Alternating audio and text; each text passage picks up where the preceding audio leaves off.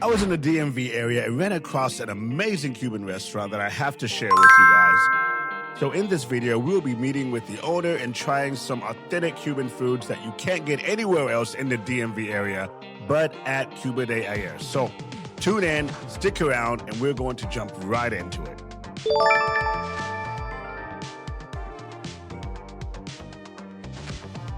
Hi, my name is Jessica. I'm the owner here of Cuba de Ayer restaurant located in Burtonsville, Maryland. So one of the reasons we wanted to bring Cuban food to Maryland and to the DMV area is because there's a lack of representation of Cuban food in this area. So a lot of people have a misconception of what Cuban food is because it's very scarcely available. There's a lot of misconception as to whether the food is spicy or not, and it is not a spicy food. It is a very flavorful food. We do use a lot of spices, none of which is really spicy.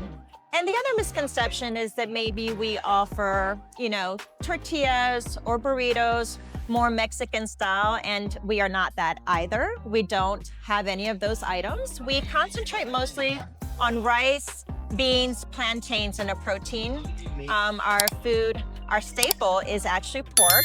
We are known for our pork, especially during the holidays. We tend to roast whole porks. But again, our food is a little bit different. It's more Caribbean style, not Central American style. It's flavorful and delicious. So when people think of Cuban food, we do have top 3 items that most people are familiar with.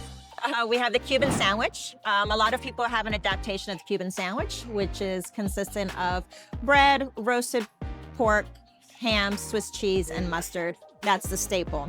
We also have a Ropa Vieja. Ropa Vieja is very interesting because it translates into old clothes, which is a very unique name for food, but it's actually extremely popular. It's our most popular dish, and that is well known in all Cuban restaurants.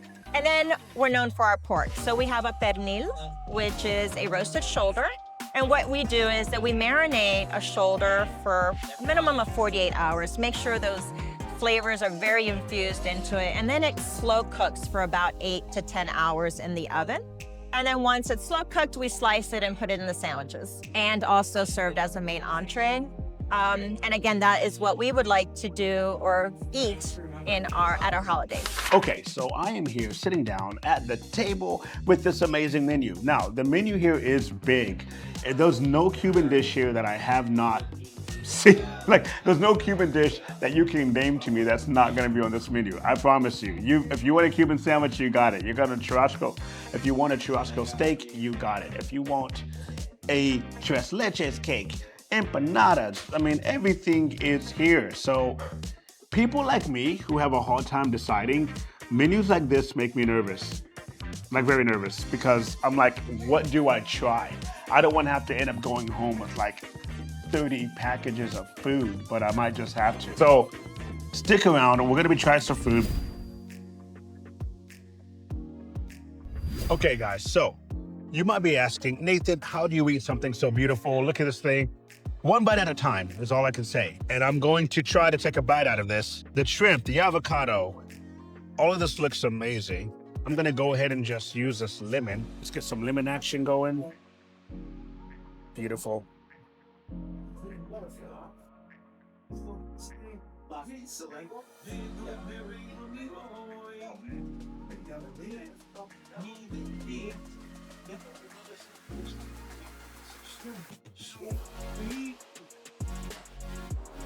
On its own, the shrimp is amazing. I'm an avocado lover. So let's try to marry this together. There you go. Eat your heart out, seafood lovers. That was amazing. Amazing. I love all the flavors. It's blowing me away. If you want something that's fresh and you love seafood, oh man, I don't know of any dish that's that I can match up with this. This is a great dish.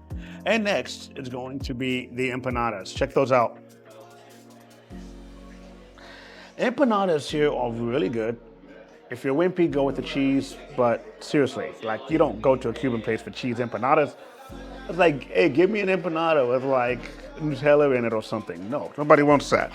We basically want to do an empanada with beef. And that's what these are. These are going to be beef empanadas. So pretty awesome stuff. So here we go. Dipping action.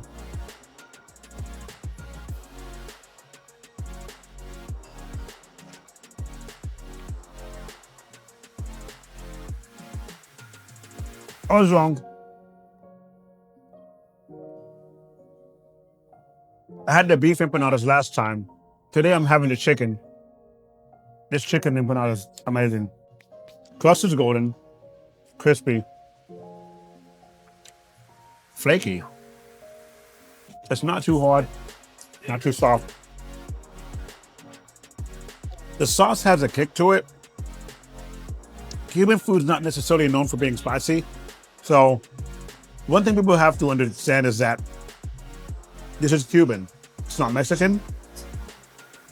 It's not Spanish. So Cuban food is very similar to me to like Dominican food in a sense that it's not really sweet. It's not really, in a sense that it's not really a spicy culture. They're not gonna come here and have something that's overly spicy. Everything's just gonna be very, very savory and delicious. Now, the most spicy thing I've ever seen, oh, that's beef, yes. The most spiciest thing I've ever seen here is gonna be the sauce. And I'm saying all that to say that, that this sauce, it does have a kick.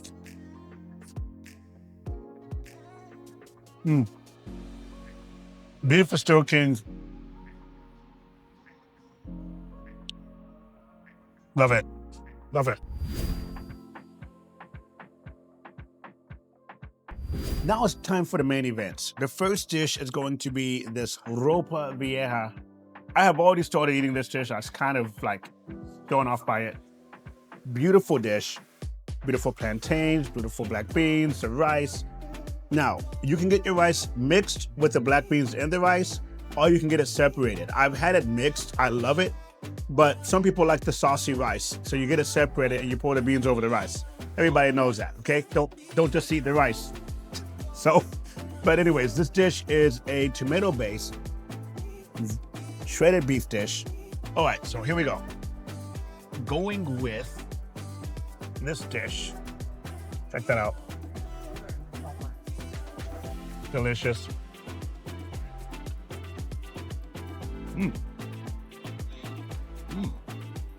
Again, savory, delicious, not spicy. Pretty good, actually. Now we're going to move over to the salmon. Check this out. That looks crazy amazing.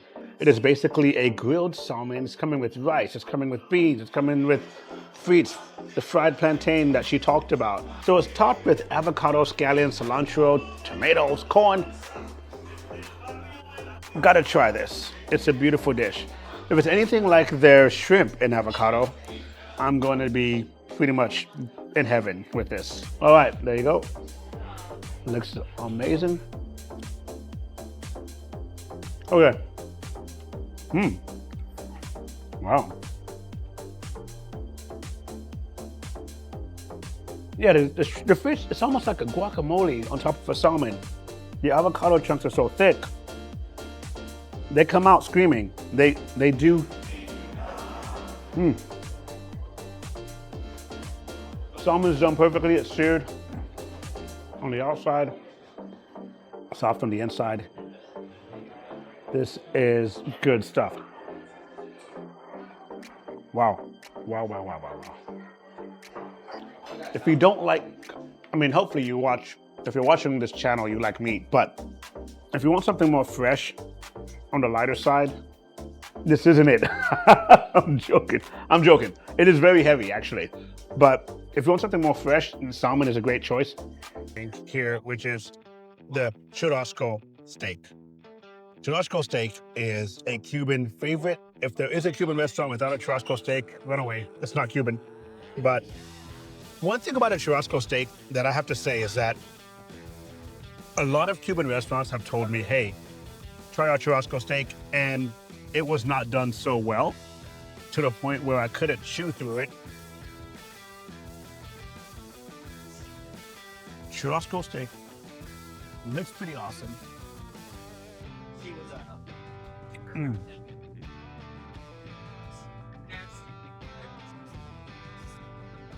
So many flavors. Wow.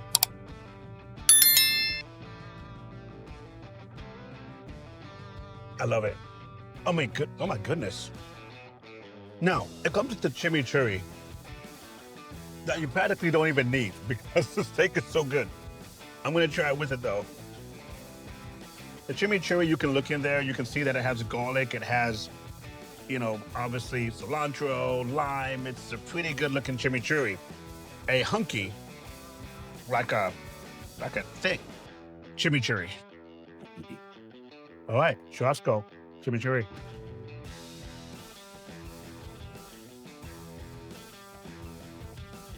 Okay, that was pretty amazing.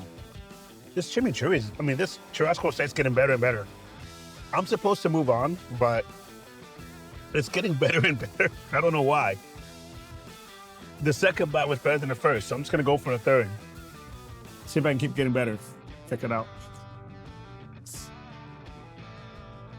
It gets better. Wow.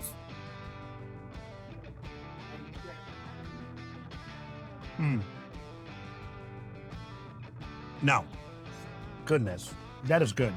If you want plantain, you can get the plantain sweet, soft. They're good. They're crispy. Perfect. You can also get them crispy, but they're flattened and fried. I believe we're gonna get that in our next dish. So, moving along. So here we have our pernil. Our pernil is a pork shoulder that we have cooked. So what we do is that we marinate it, and we marinate it in a lot of spices, and it's a very citrus heavy spice where we use a lot of lemon juice and orange juice and a lot of different flavors like salt and pepper. Marinate that for a good 48 hours at least minimum. And after it's been marinated, we do a slow cook in the oven. Usually it takes anywhere between 8 to 10 hours to fully cook our pernil. And we cook it till it's tender. So when you stick a fork in it, kind of just falls apart on you. And then all of our entrees usually get an option of rice and an option of plantains. So very standard and typical for the Cuban cuisine is to have motos rice. Motos rice is when you have your black beans and your white rice already cooked together. So the beans kind of soak into the rice. That is very typical for us. I will say the more common is having your white rice with your black bean soup on the side. It's a little moister. Again, if you're a typical Cuban, you probably would prefer the motos, but the average person might be more accustomed to the more, to the separate.